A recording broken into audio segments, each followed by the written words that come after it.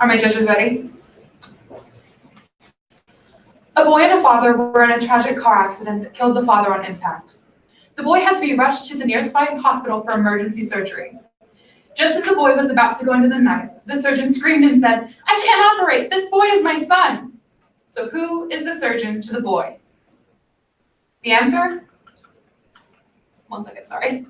is the boy's mother. And if you didn't come up with that answer, don't feel alone. Over 87% of the people polled in a Boston University experiment didn't come up with the intended answer either. But why not? 46% of all physicians, including surgeons, are female, so shouldn't it have been just a second choice for us to think, oh, it's his mom? Well, my name is Randie Rogers, and tonight I'm going to be discussing with you the gender gap, or the gender disparity, in the science, technology, engineering, and mathematics, STEM fields.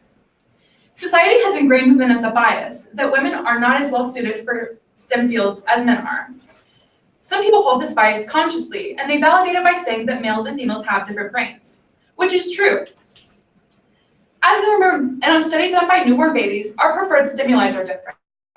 Baby girls typically prefer physical stimuli like faces and people, while baby boys prefer mechanical stimuli like the mobiles above their cribs. In terms of adult humans, our skill sets are different. Women typically have better verbal skills, writing skills, and reading comprehension, while males typically have better visuospatial skills. Even our analyzation of competition is different. In a study done by Niederla and Westerlund in 2010, if a woman was aware that all of her competitors were male, she typically did worse than if she was unaware of the gender of her competitors or was aware that they were all female.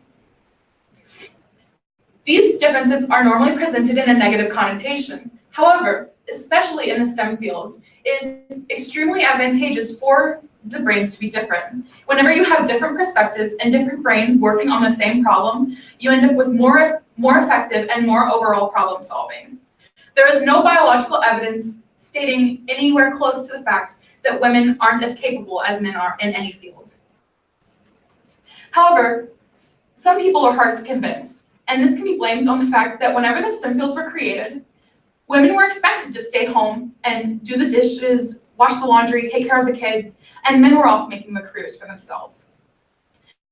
However, some women thought the stigma at the time was that women couldn't do math and science. Women like Carolyn Herschel, who fought against her parents' wishes and actually went to her brother and started an astronomy fellowship under him.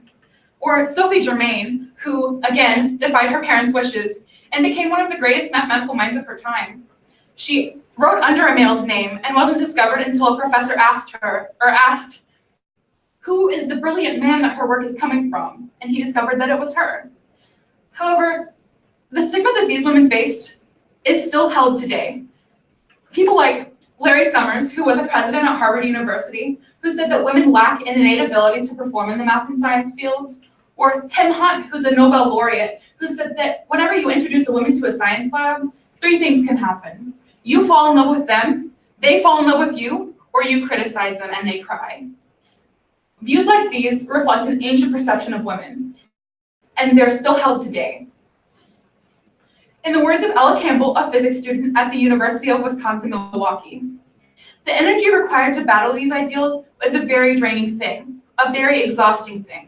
You're always being battered with the business that you don't belong there, and you shouldn't be there. Another result of the STEM fields catering towards men at the beginning of their creation is the fact that women may have to sacrifice motherhood as a result of pursuing a STEM career. So the STEM structure typically goes like this. You go to college for 4 years, you go to grad school for another 6, you go to postdocs for another 4 or 5 years. By the time that you're done, a woman's biological clock has basically run out. And as you can imagine, there's no good time within that frame to have a child. In the words of Dr. K.A., it is seen as a fatal and terrible illness to have a child in the STEM fields. A woman may not be hired at all over a man, even if they have the exact same background, simply because she may take maternity leave eventually in her career. She may not be paid for that maternity leave if she receives it. And she must maintain a presence within the lab, even with a newborn child at home. This could range from anywhere from 30 hours a week to 80 hours a week. To compound with this, there are very few resources available for most women to be able to have a child and a career. Women scientists are seen as a reserve army of labor and as a last resort. Hey, don't get dirt on your dress. You're gonna be a heartbreaker one of these days. You look so pretty with that bow in your hair. Why don't you let your brother do that? Many things dissuade young girls from pursuing STEM careers earlier before their careers even begin. Comments like these that usually come from parents and teachers can tell girls that their appearance is more important than their intelligence. And whenever you tell them that, you can't be surprised whenever their self-confidence is lower at an earlier age and they don't put more worth into their intelligence. The influence of parents and teachers has the greatest impact on a child's confidence. However, they're not the only ones with an impact. Elementary education is another really important time in STEM, with 66% of girls stating that they have an interest in pursuing a STEM career at the end of the 4th grade. If we have more girls entering the STEM pipeline now, we will have more women entering the STEM workforce later. Research has showed that having more STEM educational opportunities available for these young girls leads to higher involvement later in life in STEM opportunities and higher confidence for the girls that participate.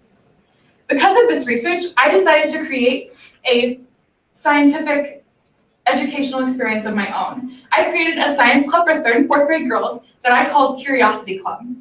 Each meeting had a coloring page and a snack, a lesson, a hands-on experiment, and a good time. There were 5 hour-and-a-half meetings. The first week we did volcanoes, and this was by far the girls' favorite week. I spent over 10 hours with my little sister making Play-Doh just so that they could have a really wide range of colors to use and a lot to use. This was by far the girls' favorite week, as I said, because they got to make a giant mess and they didn't have to clean any of it up. My mentor and I spent about an hour afterward trying to get the smell of vinegar out of the cafeteria, and it didn't happen. The second week, we made slime. I allowed the girls to pick mix-ins that they wanted, like glow-in-the-dark paint or food coloring or shaving cream, to make it their own. The girls really liked this one too because I let them take it home as long as they promised not to get it out within their parents' cars. We made oobleck the 3rd week, which is the cornstarch and water mixture that acts like a solid if you apply pressure to it, but whenever you don't, it acts like a liquid and flows through your fingers. And this was by far the experimental week. I allowed the girls to pick how much cornstarch and how much water to add to their mixture. And to be honest, a lot of them ended up with less than ooblecky results, but in the end, we all got some to play with. The 4th week, we made snow globes out of mason jars from my basement. I taught them about density. We had dish soap and corn syrup and water, as well as glitter and sequins and pony beads. They were not allowed to pour the glitter. My mentor and I did that. They were allowed to choose the color. The elementary school has a vendetta against glitter because it stays everywhere. You can't get it up.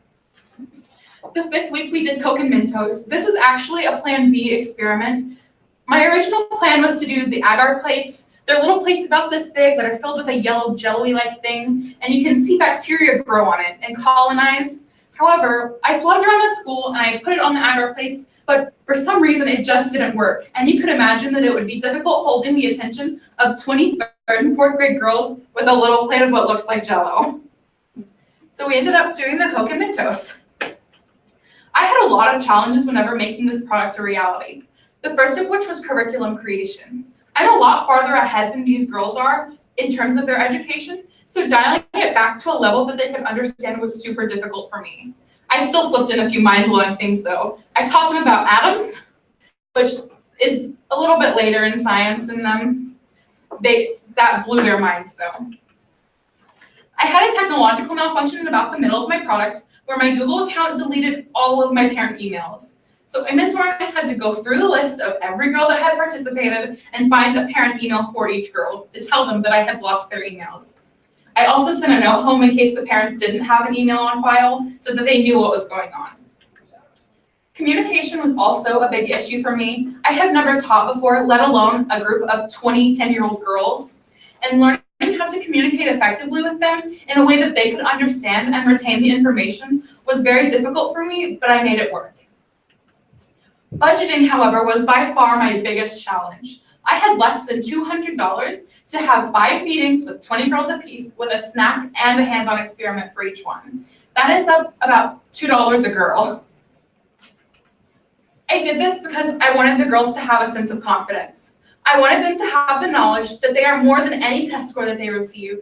They're more than how they look, and they're more than any grade that they will ever receive. These girls and the others like them are growing up to be the women that fight.